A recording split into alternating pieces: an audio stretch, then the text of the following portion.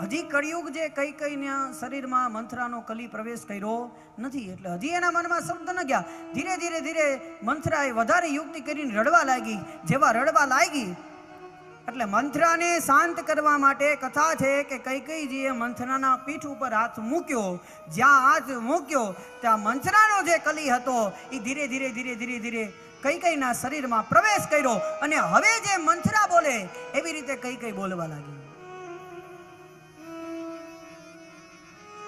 કીધું એક કામ કર, તું કોપ ભવનની અંદર જા, દશરથ રાજા તારી પાસે આવે, તારે બીજું કંઈ કરવાનું નથી. 2 વચન જે લેણા તારે લેવાના છે એ 2 વચન લેવાના. એક વચન એવું માંગવાનું કે ભરતને ગાદી પ્રાપ્ત થાય, અને બીજું વચન તો 14 વર્ષ રામને વનવાસ પ્રાપ્ત થાય. કૈકેયીજી કોપ ભવનમાં ગયા. દશરથ રાજાના પોતાના વિચાર પ્રમાણે આ સમાચાર આપવા માટે કે રામને ગાદી મળે છે એવા સમાચાર આપવા માટે પ્રસન્ન ચિત્ત થઈ અને દશરથ રાજા કૈકેયીજીના ભવનમાં પ્રવેશ કર્યા. મંત્રાને જોઈને પૂછ્યું કે કૈકેયી ક્યાં છે?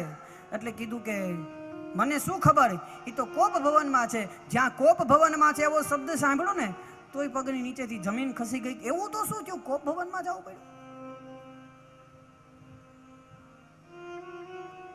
એટલે તરત જ દશરથ રાજા કૈકેયીને મનાવવા માટે કોપ ભવનમાં જાય છે. અને કોપ ભવનમાં ગયા. કૈકેયીજીને જોઈને પૂછ્યું કે તું શું કામ આટલી ક્રોધિત છો, શું થયું? તો એને કીધું કે રામને ગાદી મળે છે. તો કે રામને ગાદી મળે છે તારે પ્રસન્ન થવું જોઈએ, તું આટલી ક્રોધિત કેમ છો? હું તને સૌથી છેલ્લે સમાચાર આપવા માટે આવ્યો એટલા માટે કે તને બીજાની પાસેથી સમાચાર પ્રાપ્ત થયા એટલા માટે.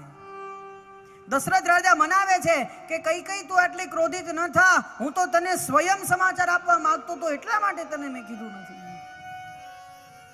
પણ કૈકેયીજી માનતા નથી. કીધું તને પ્રસન્ન કરવા માટે હું શું કરું? કીધું બીજું કાંઈ કરવાની જરૂર નથી, મારા 2 લેણા વચન છે ને મને આપી દો, મારે બીજું કાંઈ જોતું નથી. અરે કીધું કાંઈ વાંધો નહીં, તારે વચન જોઈએ છે તો આપીશ ને. એમ નહીં, તમે તમારા રામના સોગન ખાવ કે હું જે માગીશ એ આપીશ. દશરથજીએ મનમાં વિચાર કરો કે આજ સુધી રામના સમ પોતે ખાધા નથી ને મને ખાવાનું કહે છે, નક્કી કંઈક તથ્ય છે. કીધું રઘુકુલ રીત સદા ચલી આઈ, પ્રાણ જાય વચન. રઘુકુલ રીત સદા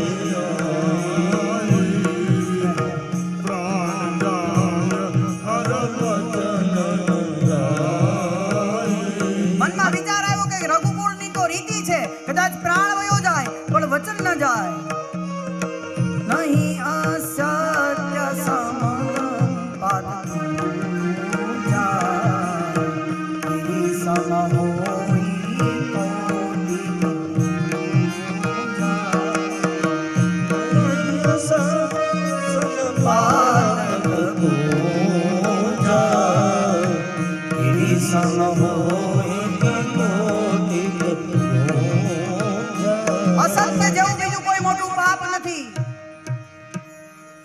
છતાંય જો તને મારા પર વિશ્વાસ ન આવતો હોય તું એમ કહે છે કે મારા રામના સમ ખાવ, તો સોગન છે મને મારા રામના, તું જે કહીશ એ હું તને આપીશ. એમાં શું? અરે રઘુકુળની તો રીત છે, પ્રાણ વયા જાય વચન ન જાય, હું મારું વચન ન જવા દઉં, પણ વિશ્વાસ નથી તો કહું છું કે મારા રામના સમ તું માગીશ એ આપીશ. અને હવે બંધાણા પછી તો કાંઈ થાય નહીં. દશરથ રાજાની સન્મુખ કૈકેયીજીએ મૂક્યું છે વચન. હા, સુનહુ પ્રાણ પ્રિય ભાતજી કા, દેહુ એક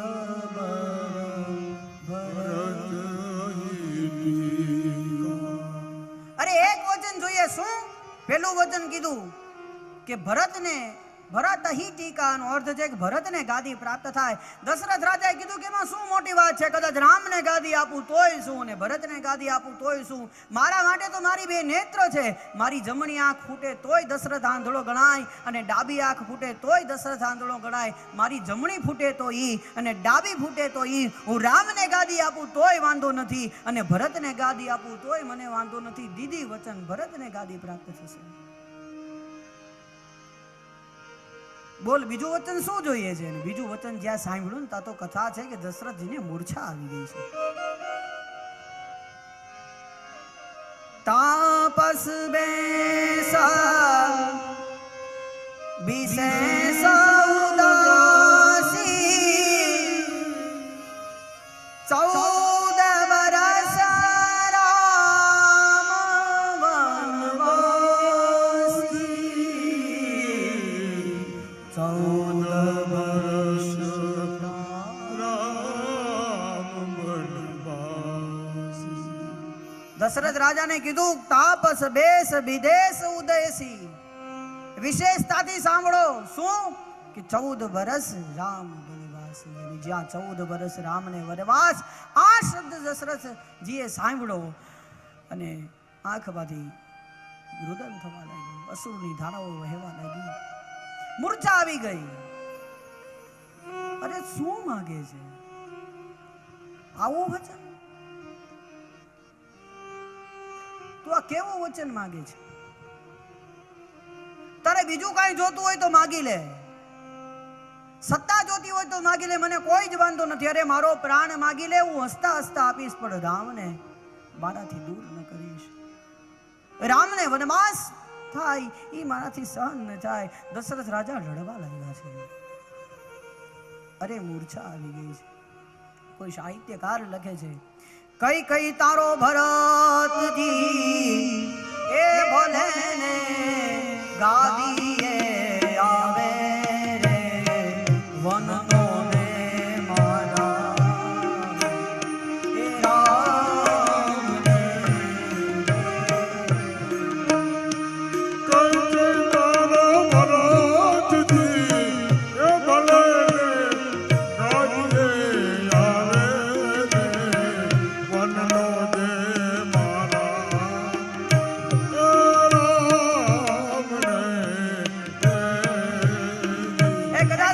ભરત બેહે તો મને વાંધો નથી, પણ મારા રામને મન નો દે. કે તો તને પાયે લાગુ, કે તો હાથ જોડું, કે તો તને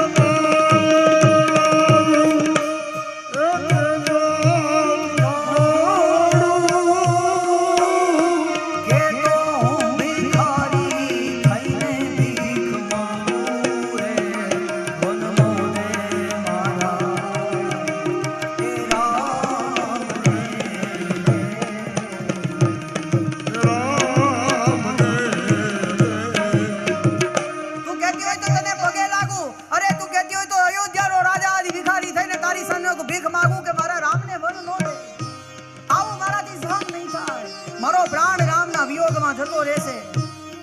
કઈ કઈ એક ત્યાંથી બે નથી થયા. સવારનો સમય થયો, દશરથ રાજા જાયગા નહીં. અયોધ્યા વાસીઓ મનમાં વિચાર કરે છે કે દશરથ કેમ ન જાયગા? બ્રહ્મ મુહૂર્તમાં જાગી જાય છે, આજ દશરથ જાયગા નથી.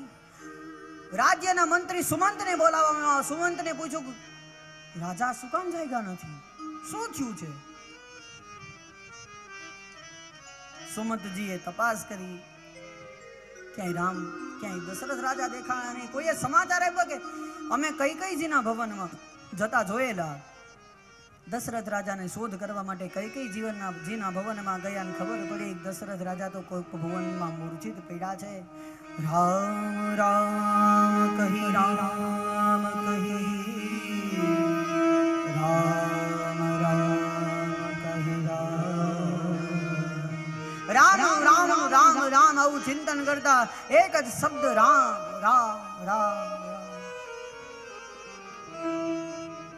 સુમંત ગયા રામની પાસે. રામને કીધું કે પિતાજી મૂર્છિત થયા છે, તમને યાદ કરે છે. રામજી દોડતા દોડતા પિતાજી પાસે ગયા અને પૂછ્યું કે શું થયું, શું કામ મૂર્છા આવી ગઈ છે, મારા પિતાજીને એવી તો શું થઈ. કૈકેયીજીને પૂછ્યું કે માં શું થયું. કીધું કે મને શું ખબર, ક્યારના રામ રામ કરે છે, તું પૂછી જો શું થયું છે. પિતાજી જવાબ આપવાના એટલી શરીરમાં સત્તા નથી ને જવાબ આપી શકે. એટલે કૈકેયીજીને પૂછ્યું કે તો જવાબ નહીં આપી શકે, શું થયું છે કયો ને. એટલે કીધું કે કાંઈ નહીં, મેં 2 વચન માંગ્યા, એમાં તો એની આ હાલત થઈ ગઈ. એવા તો તમે શું 2 વચન માંગ્યા. કીધું કે એક વચન માંગ્યું કે ભરતને ગાદી પ્રાપ્ત થાય. જ્યાં ભરતને ગાદી પ્રાપ્ત થાય આ શબ્દ સાંભળ્યો, ભગવાન રામ પર નાચ્યા કે માં તે તો મને મોટો કરી દીધો. કાલ સવારમાં અયોધ્યામાં નીકળું અને બધાય મને એમ કે આ તો રાજા ભરતનો મોટો ભાઈ છે, માં તે તો મને મોટો કરી દીધો. આ રામ છે, એક ક્ષણ માટે સત્તા આવતી હોય અને ઈ સત્તાને ક્ષણ માટે ત્યાગ કરી દે અને પોતાના ભાઈ માટે સત્તા સંપત્તિ ત્યાગ કરે ને, ઈ સાચો રામ. એ રામ છે. આવડું મોટું સામ્રાજ્ય ક્ષણવારમાં છોડી દીધું, શું મોટી વાત. મારો ભાઈ ગાદી ઉપર બે એનાથી મોટું શું હોય. તે તો મને મોટો કરીને બતાવ્યો. જગતમાં નીકળું તો બધા એમ કે અયોધ્યાના રાજા ભરત છે ને એનો મોટા ભાઈ, આનાથી મોટી વિશેષતા મારી શું હોય. તો માં બીજું શું વચન માંગ્યું. કીધું બીજું વચન માંગ્યું કે તારે વલકલ વસ્ત્ર ધારણ કરીને 14 વર્ષ સુધી વનમાં જવું. રામ ફરીવાર નાચ્યા કે માં તે મારા ઉપર કેટલી બધી કૃપા કરી કે એક તરફ મારો ભાઈ અવધની રક્ષા કરે અને બીજી તરફ જંગલમાં જે સાધુ સંત સંન્યાસીઓ છે એનું રક્ષણ કરવાનું. અરે જંગલનું રાજ્ય તે મને સોંપ્યું છે માં, આનાથી મોટી બીજી મોટાઈ કઈ હોય. અને આનાથી સરળ ભાઈ બીજો કયો હોય કે પોતાના નાના ભાઈ માટે વલકલ ધારણ કરીને વનમાં જાય. ભાઈ અરે આપણે આપણી સત્તા નથી છોડી શકતા, આપણે આપણા ભાઈ માટે 5 રૂપિયા નથી છોડી શકતા. આને તો આખે આખું રાજ્ય છોડી દીધું. મારા ભાઈને મળતું હોય આનાથી મોટું શું હોય. આ રામાયણ જીવન જીવતા શીખવાડે છે. ભાઈ કેવો હોવો જોઈએ, બાપ કેવો હોવો જોઈએ, પત્ની કેવી હોવી જોઈએ, માં કેવી હોવી જોઈએ, એ રામાયણ શીખવાડે છે. માણસનું જીવન કેવું હોવું જોઈએ એ રામાયણ શીખવાડે છે. રામાયણ છે એ જીવન જીવતા શીખવાડે, જ્યારે ભાગવત છે એ મરતા શીખવાડે.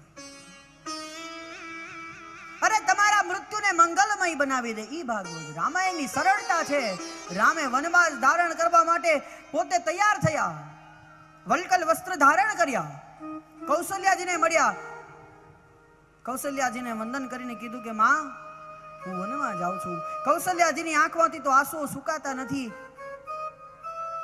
પોતે મનમાં વિચાર કરે છે કે મારા રામને ગાદી પ્રાપ્ત થશે, મારા રામને ગાદી પ્રાપ્ત થશે. આવો આનંદ હતો અને ક્ષણવારમાં સમાચાર વળ્યા કે વાહ રામ તો વનમાં જાય છે. એ માની શું હાલત હોય.